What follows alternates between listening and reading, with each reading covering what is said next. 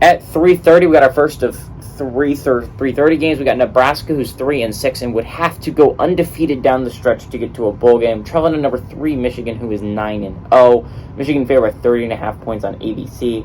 Casey Thompson for Nebraska has gone 141 to 224, thrown for 2,023 yards, 12 touchdowns, 10 interceptions. Anthony Grant on the ground has had 177 carries for 858 yards and 6 touchdowns. Trey Palmer through the air has had 53 catches for 819 yards and 5 touchdowns. J.J. McCarthy from Michigan has gone 139 and 196, thrown for 1,615 yards, 12 touchdowns, 2 interceptions.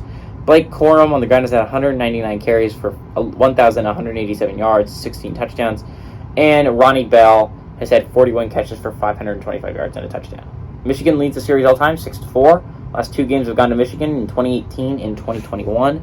2013 was last time Nebraska won at Michigan.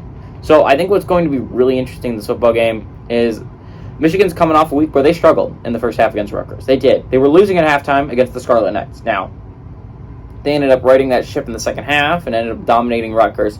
But that does not change the fact that they were, in fact, losing to Rutgers in the first half.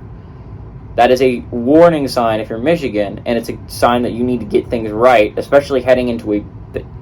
I understand that the Ohio State game is going to be a big one in 2 weeks, but Illinois is not a team that you can just easily run through if you're Michigan. It's not an easy team to beat by any stretch of the imagination. They had a rough game against Michigan State last weekend, but that's going to make them want it even more in a couple weeks to beat you. Illinois is a good football team, and they're going to be a tough one to beat if you're Michigan. Nebraska, on the other hand, is struggling. They're a team that is struggling. Now, to be fair, they've been playing in some pretty tight, close football games. They led at halftime against Minnesota, and it was a game that was very close throughout, ended up losing to Minnesota, though. Nebraska had a chance against Illinois, and ended up blowing it in the second half. So this is not a horrible Nebraska team, but not a good one either. It is not a team that I think can actually beat Michigan.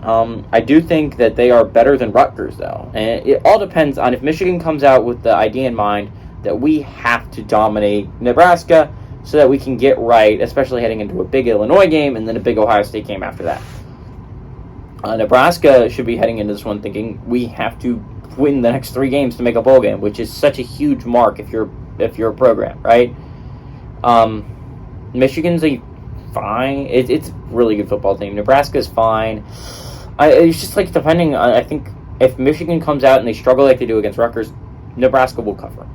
But if they come out with like the intention to dominate Nebraska, I feel like it's going to be hard for them to cover.